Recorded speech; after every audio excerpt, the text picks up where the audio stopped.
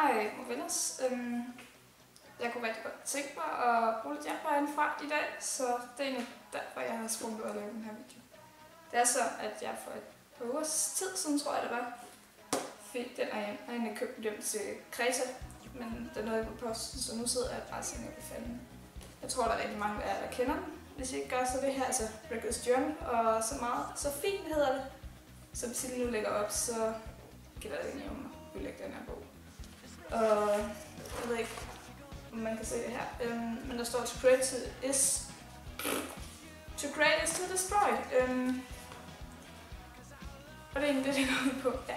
Jeg havde egentlig lavet en video her før, og før igen tror jeg også, det var før igen også.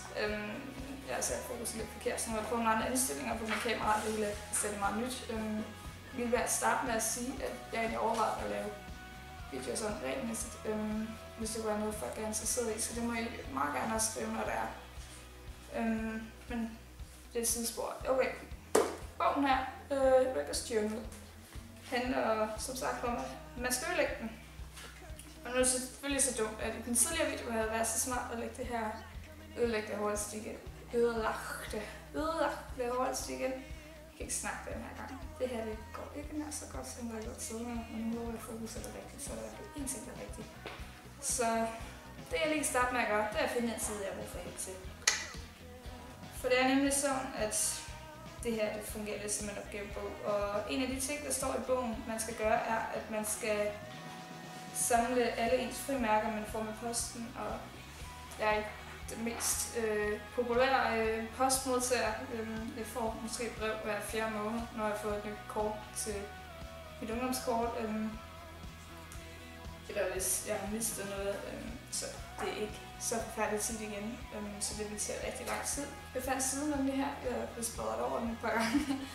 Men i hvert fald, så står der her, collect the stamps of your mail. Lige der, ja. Og det er egentlig det, jeg håber, I vil hjælpe mig med. Så det kunne være sjovt, hvis I måske gad at sende en post til mig, så jeg kan stjæle nogle frimærker derfra. Og måske ikke kun lige Dronning Margrethe eller noget hos Andersens eventyr, som det er nok mest der er på vores frimærker. Men har I måske nogle gamle frimærker derhjemme, eller nogen I kan finde på venindernes postkort eller sådan noget, så må I gerne maile dem ind i brevet. Og jeg synes, det kunne være sjovt, hvis det bliver sådan lidt brevudveksling, at I måske ville skrive en lille besked eller andet, fordi jeg kan rigtig godt lide skrive beskeder. Det er selvfølgelig ikke noget, jeg beder om. Ja. Eller hvis I ikke er på ferie endnu, måske sende et postkort derfra, hvor jeg er, så virker det i hvert fald lidt mere ægte. Jeg skal selv til Berlin næste uge, så hvis I gerne vil sende noget andet fra, eller derfra, derhenfra, hvor I er, så vil jeg meget gerne også sende noget retur. Jeg er ikke så meget for at bare lige skrive Bea Louise Jensen, hun bor her.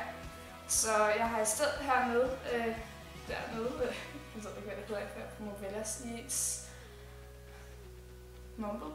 Jeg ved ikke bare, om man kan sige Mumble. Der lægger jeg min e-mailadresse, så I så fint bare kan skrive derind, og så korresponderer vi derovre. Og jeg tror, det var det meste, jeg havde at sige.